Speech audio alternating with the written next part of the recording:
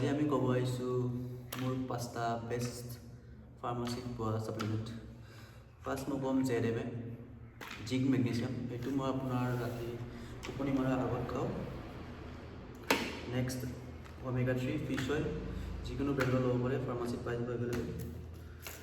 Next Limcee vitamin C, মই এক্সাৰচাইজৰ সময়ত দুটাকৈ খাওঁ।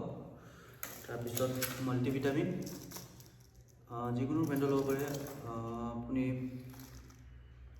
এইটো মই ব্ৰেকফাষ্টৰ পিছত খাওঁ ৰাতিপুৱা। দেন D3, এইটো উইকত এটাকে, আপুনি ফাৰ্মাচীত গোটেইকেইটা পাই যাব আৰু ড'জেছবোৰ ফাৰ্মাচীত আপোনাক কৈ দিব। প্ৰ'টিন, কাৰ্বছ, ফেটছ এইকেইটা বডিত কিমান ইম্পৰ্টেণ্ট আপোনালোকে জানে, কিন্তু সেইখিনি মেক্ৰ'জ বুলি কয় আৰু এইখিনিক কয় মেক্ৰ' আৰু মাইক্ৰ'নিউট্ৰিয়েণ্ট। তো আমাক যেনেকৈ সেইবোৰ দৰকাৰী, এইকেইটা দৰকাৰী, নহ'লে আমাৰ বডিত সেই নিউট্ৰিশ্যনবোৰ গাত নালাগে যিমান আমি খাই আছোঁ।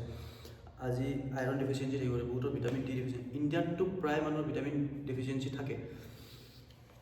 তো আমি যেনেকৈ সেইবোৰ মেক্ৰ'জবোৰ মেইনটেইন ৰাখোঁ, বডিত বেলেঞ্চ কৰোঁ, ছেম আমাক এইখিনি মাইক্ৰ' ভিটামিন মিনাৰেলছ এইবোৰো গোটেইখিনি বেলেঞ্চ কৰি থকা দৰকাৰ। এতিয়া আমাৰ বেমাৰ আজাৰ হ'লে চাব, আপোনাৰ বা এক্সিডেণ্ট হ'লে যদি ডক্টৰে আমাক মাল্টিভিটামিন, এইটো কেলছিয়াম এইবোৰ ছাজেষ্ট কৰে, তো ডক্টৰে ছাজেষ্ট কৰাৰ আগতে আপোনালোকে নিজে এইবোৰ বেলেঞ্চ কৰি চাওক, ভাল লাগিব। বহুতৰ চুলি সৰা, টোপনি ভাৱ, এলেহুৱা, দুৰ্বল এইবোৰ হৈছে, এইবোৰ গোটেই গুচি যাব।